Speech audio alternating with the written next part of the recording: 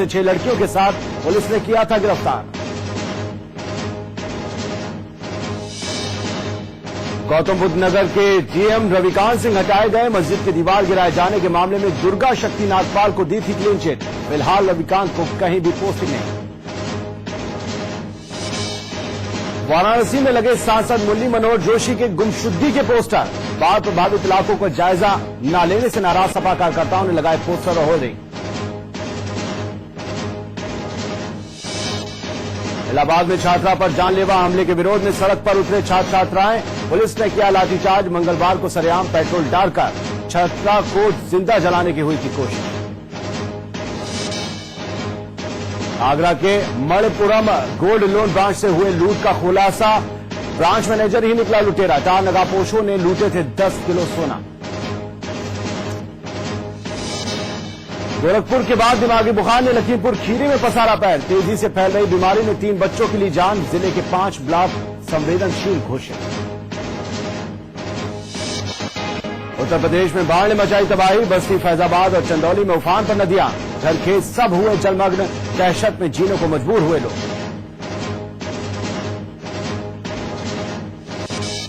भारी गिरावट के बाद संभला शेयर बाजार। सेंसेक्स करीब 28 अंक चढ़कर हुआ बंद, लेकिन रुपए की कीमत में अस्थिरता से आर्थिक संकट बरकरार।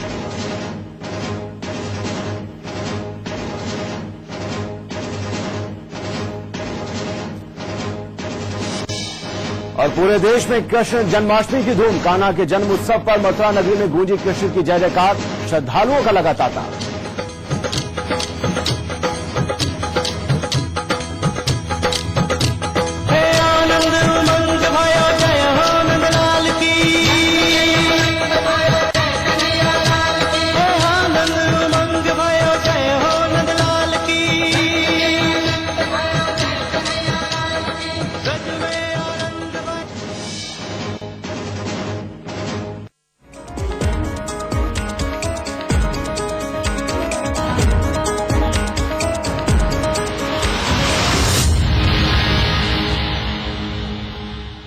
एक तरफ रुपए में हो रही गिरावट लगातार भारतीय अर्थव्यवस्था के लिए परेशानी का सबब बनी हुई है, तो वहीं दूसरी तरफ सोना लगातार हर दिन नई ऊंचाइयों को छूता चला जा रहा है। सोना अब तक के सबसे उच्चतम स्तर पर चला गया। सोना बाजार में 34,000 के पार चला गया है। सोने के आयात पर शुल्क बढ़ाए जाने के बाद पैदा हुई आपूर्ति बाधा के बीच बुधवार को 24 कैरेट सोने की कीमत प्रति 10 ग्राम 34,600 रूपए के करीब पहुंच गई है।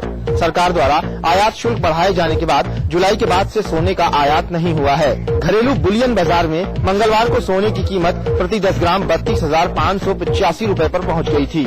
रुपए में गिरावट और सोने की आपूर्ति बाधित होने के कारण सोने की कीमतों में वृद्धि दर्ज की गई। आसाराम बापू के बाद उनके बेटे नारायण साईं ने भी यौन शोषण का आरोप लगाने वाली नाबालिग लड़की पर आपत्तिजनक टिप्पणी की है। राजकोट में एक सत्संग के दौरान नारायण ने कहा कि जिस लड़की ने आरोप लगाया है वो मानसिक रूप से अस्वस्थ है। इसके पहले आसाराम ने मंगलवार को इंदौर में कहा था कि लोग उसे नाबालिग कह रहे हैं, लेकिन वो 12वीं में पढ़ने वाली होशियार लड़की है।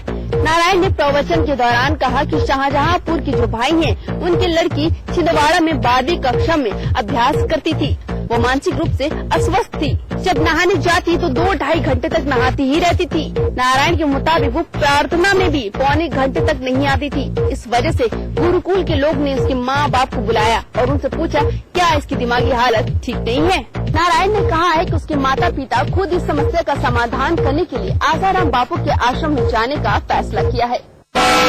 यौन शोषण के आरोपों से घिरे संत आसाराम बापू की मुसीबतें कम होने का नाम नहीं ले रही हैं। उनकी प्रवक्ता नीलम दुबे ने आसाराम बापू की तुलना सिखों के पहले गुरु नानक देव से कर एक नया बखेड़ा पैदा कर दिया है। इस मामले में नाराज दिल्ली सिख गुरुद्वारा प्रबंधक कमेटी ने नीलम दुबे के खिलाफ धार्मिक भावनाएं भड़काने का मुकदमा दिल्ली में पंजीकृत कराया है। अपने गुरु के निरादर से सिख समुदाय गुस्से में है। दिल्ली गुरुद्वारा प्रबंधक कमेटी ने तो आसाराम ट्रस्ट और उनकी प्रवक्ता नीलम दुबे के खिलाफ धार्मिक भावनाएं भड़काने का मामला दर्ज करवा दिया है। वहीं पंजाब के मुख्यमंत्री प्रकाश सिंह बादल ने आसाराम बापू से माफी मांगने को कहा है। यौन शोषण के आरोपों से घिरे आसाराम एक और नए विवाद में घिर गए हैं। आसाराम की प्रवक्ता नीलम दुबे ने सिखों के पहले गुरु नानक देव के साथ आसाराम बापू की तुलना करके नया बखेड़ा पैदा कर दिया। अपने गुरु के निरादर से सिख समुदाय गुस्से में है। आपको बता दें कि इस बार आसाराम बापू की मुश्किलें बढ़ाने का काम किसी और ने नहीं बल्कि उनकी प्रवक्ता नीलम दुबे ने किया है। दरअसल एक टेलीविजन शो में बहस के दौरान आसाराम बापू की बचाव में उतरी नीलम दुबे ने उनकी तुलना सिखों के पहले गुरु नानक देव से कर दी। इसके बाद सिखों में गुस्सा भड़क गया। इसी को लेकर नीलम दुबे के खिलाफ मुकदमा दर्ज कराया गया है। कांग्रेस नेता दिग्विजय सिंह ने आसाराम बापू के मुद्दे पर बीजेपी को घेरते हुए कहा कि बीजेपी महिलाओं के खिलाफ अपराध के मामले में दोहरा रवैया अपनाती है। दिग्विजय सिंह ने ट्विटर पर आसाराम बापू का सीधा उल्लेख किए बगैर कहा कि महिलाओं के खिलाफ अपराध पर भाजपा का दोहरा रवैया है। दिग्विजय ने कहा कि बीजेपी दूसरों के लिए फांसी की सजा की मांग करती है, लेकिन फर्जी आध्यात्मिक गुरुओं के लिए क्षमा मांगती है। सिंह की यह टिप्पणी देश भर में बलात्कार के मुद्दे को लेकर भाजपा द्वारा संसद में उठाए जाने की पृष्ठभूमि में आई है। भाजपा के नेता प्रभात झा ने आसाराम बापू का बचाव किया और उनके खिलाफ लगे बलात्कार के आरोपों को कांग्रेस की सुनियोजित साजिश बताया है। इससे पहले भाजपा नेता उमा भारती ने आसाराम बापू का बचाव किया था और सुषमा स्वराज ने संसद में बलात्कारियों को फांसी देने की मांग की थी। समाजवादी पार्टी के प्रदेश अध्यक्ष अखिलेश यादव ने गोवा में रंगरलियां मनाते हुए गिरफ्तार किए गए सपा विधायक महेंद्र कुमार सिंह उर्फ जीन बाबू को पार्टी से निलंबित कर दिया है। इसी के साथ रायबरेली के सपा विधायक रामलाल अकेला और सीतापुर के सपा विधायक राधेश्याम जायसवाल को भी पार्टी से निलंबित कर दिया गया है। दरअसल जनपद सीतापुर से सपा विधायक महेंद्र कुमार सिंह उर्फ जीन बाबू को गोवा में कौलगल के साथ पकड़े जाने के बाद अखिलेश यादव ने पहले कारण बताओ नोटिस जारी किया था, लेकिन बाद में उन्हें पार्टी से निलंबित कर दिया गया है। साथ ही सीतापुर के सपा विधायक राधेश्याम जायसवाल के बेटे शैलेंद्र जायसवाल और रायबरेली से सपा विधायक रामलाल अकेला के बेटे और लोहिया वाहिनी के जिला अध्यक्ष विक्रांत अकेला को पार्टी से निकाल दिया गया है। इसी के साथ सपा विधायक राधेश्याम जायसवाल और सपा विधायक रामलाल अकेला को पार्टी से निलंबित कर दिया गया है। इसी के साथ सपा के संगठन में बदलाव करते हुए फर्रुखाबाद, औरैया, बुलंदशहर की कार्यकारिणी को भी भंग कर दिया गया है। अखिलेश यादव ने बुलंदशहर में हिमायत अली और औरैया में शिवनाथ यादव को जिला अध्यक्ष नामित किया है। इसके पहले भी अखिलेश यादव ने 2 सपा विधायकों जियाउद्दीन रिजवी और प्रमोद गुप्ता को कारण बताओ नोटिस जारी किया था, लेकिन अखिलेश के इस सख्त तेवर ये संकेत साफ दे रहे हैं कि अब समाजवादी पार्टी में गलती करने वालों को माफी नहीं बल्कि सजा मिलेगी, फिर चाहे वो कोई ही कद्दावर नेता हो या फिर पार्टी का कोई विधायक। सरकार ने किया आधा दर्जन आईएएसओ के तबादले। दुर्गा शक्ति नागपाल को क्लीन चिट देने वाले नोएडा के डीएम रविकांत पर भी गिरी गाज, उनको प्रतीक्षारत किया गया। हीरालाल बने नोएडा के नए डीएम। दुर्गा शक्ति नागपाल के मामले में सरकार के खिलाफ जाकर दुर्गा शक्ति नागपाल को क्लीन चिट देने वाले आईएएस रविकांत पर गाज गिर गई है। रविकांत को वेटिंग में डाल दिया गया है। इस बात को लेकर उत्तर प्रदेश की सियासत एक बार फिर से गर्मा गई है। विपक्षी लोगों ने इसको सरकार की हठ धर्मता बताई है और कहा कि सरकार के कई मंत्री चाहते थे कि रविकांत को पहले ही हटा दिया जाए। विपक्षी दलों का कहना है कि मीडिया के दबाव के चलते उस समय नहीं हटाया गया था रविकांत को, उसका खामियाजा रविकांत को अब भुगतना पड़ा। यदा यदा हि धर्मस्य ग्लानिर्भवति भारत अद्भुतात्मानं धर्मस्य तदात्मानं सृजाम्यहम्। गीता में श्लोक का बखान किया गया है। श्री कृष्ण ने स्वयं कहा था, जब जब धरती पर अधर्म बढ़ेगा और धरती तब तक धरती पर जन्म लेंगे। कुछ यही कथन आज 5240 वर्षों के बाद सिद्ध होते दिखाई दे रहा है। 16 साल बाद श्री कृष्ण जन्माष्टमी पर कुछ ऐसे ही योग बने हैं जैसे श्री कृष्ण के जन्म के समय थे। इस साल भी मथुरा हर बार की तरह श्री कृष्ण जन्माष्टमी के पर्व के लिए पूरी तरह सज चुका है। इस बार युवाओं की संख्या काफी तादाद में देखी जा रही है। केशव मंदिर, गिरिराज मंदिर सहित मथुरा के सभी मंदिरों में श्रद्धालुओं की काफी भीड़ देखी जा रही है। अब इंतजार है तो श्रद्धालुओं को सिर्फ 12 बजने का और श्री कृष्ण के जन्म लेने का। यूपी के मुख्यमंत्री ने निराले अंदाज में मनाई जन्माष्टमी। जन्माष्टमी के दिन मुख्यमंत्री पहुंच गए स्वतंत्रता संग्राम सेनानियों से मिलने, उनकी समस्याएं सुनी। सेनानी सदन के लिए 50 लाख रुपए दिए, साथ ही ये भरोसा भी दिलाया कि जो भी मांगे सेनानियों की है वो जल्द ही पूरी की जाएंगी। जन्माष्टमी के मौके पर मुख्यमंत्री अखिलेश यादव ने सबसे जुदा रखा अपना अंदाज। जन्माष्टमी के दिन सुबह ही अखिलेश यादव पहुंच गए यूपी के स्वतंत्रता संग्राम सेनानियों से मिलने। कहा, सेनानियों ने बुलाया तो मिलने आया हूँ। स्वतंत्रता संग्राम सेनानियों से मुलाकात की, उनकी मदद का भरोसा दिलाया। फौरी तौर पर उनके कल्याण के लिए 50 लाख रुपए देने की भी घोषणा की। मुख्यमंत्री ने पूरे प्रदेश को जन्माष्टमी की बधाई दी और कहा कि ये सौहार्द का दिन है और इससे सौहार्द बढ़ता है। इस मौके पर मुख्यमंत्री ने सेनानी सदन में एक पेड़ भी लगाया। पेड़ तो लगाया ही, उसकी विशेषता तक बता डाली। स्वतंत्रता संग्राम सेनानियों से मुलाकात के दौरान सीएम ने उनकी बात इत्मीनान से सुनी। स्वतंत्रता संग्राम सेनानियों ने 4 मांगे उनके सामने रखी, जिसमें सदन की जर्जर इमारत को ठीक करने, स्वतंत्रता संग्राम सेनानियों के उत्तराधिकारियों की व्यक्तिगत समस्याओं को सुलझाने और सदन में स्टाफ की कमी दूर करने की बात शामिल है। मुख्यमंत्री ने भरोसा दिलाया कि सारी समस्याएं जल्द ही सुलझा दी जाएंगी। इस मौके पर मुख्यमंत्री ने गोवा से गिरफ्तार समाजवादी पार्टी के विधायक महेंद्र सिंह उर्फ जीन बाबू से जुड़े सवालों को अनसुना कर दिया। अलबत्ता उनके रिश्तेदार और पार्टी के वरिष्ठ नेता भगवती सिंह के घर जरूर गए। राजधानी लखनऊ में रही श्री कृष्ण जन्माष्टमी की धूम, भक्तों ने मंदिरों में सजाई भगवान श्री कृष्ण की झांकियां। राजधानी लखनऊ में कृष्ण जन्माष्टमी की धूम देखते ही बन रही है। लखनऊ में जिधर से गुजरे नजारा मथुरा और वृंदावन जैसा ही दिख रहा है।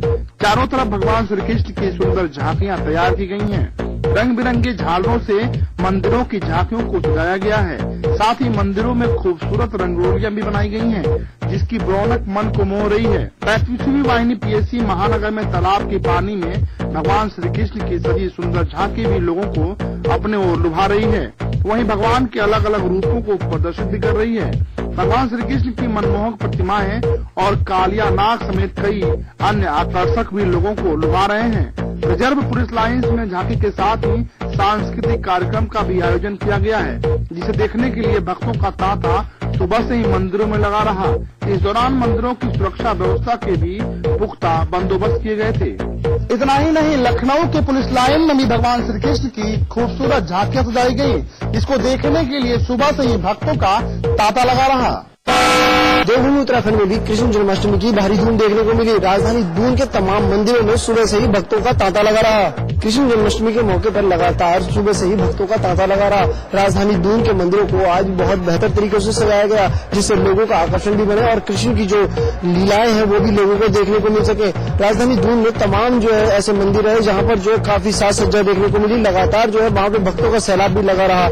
ऐसे में जो रात का जो समय है इसमें भी जो लगातार भक्तों का तांता लगा रहा है और भक्त जो है इस ओर उमड़ रहे हैं। जन्माष्टमी के मौके पर लोगों ने भी बढ़ चढ़कर हिस्सा लिया। लोगों ने मंदिरों में फल और फूल चढ़ाकर अपनी श्रद्धा का इजहार किया। हरिद्वार में श्री कृष्ण जन्माष्टमी बड़े धूमधाम से मनाया जा रहा है। भगवान श्री कृष्ण को झूला झूला कर श्रद्धालु पुण्य कमा रहे हैं। हरिद्वार में श्री कृष्ण जन्माष्टमी बड़े धूमधाम से मनाई जा रही है। इस उपलक्ष्य में ज्वालापुर से नगर कीर्तन यात्रा भी निकाली गई, जिसमें नगर वासियों ने बढ़ चढ़कर हिस्सा लिया। नगर कीर्तन यात्रा में सबसे आगे विदेशी भक्तों की टोली चल रही है। विदेशी भक्तों की टोली से एक ही आवाज आ रही है, हरे कृष्णा कृष्णा कृष्णा हरे हरे, हरे राम राम राम हरे हरे। विदेशी धुनों पर नृत्य भी कर रहे हैं। कीर्तन के दौरान कृष्ण और बलराम की पालकी विराजमान है।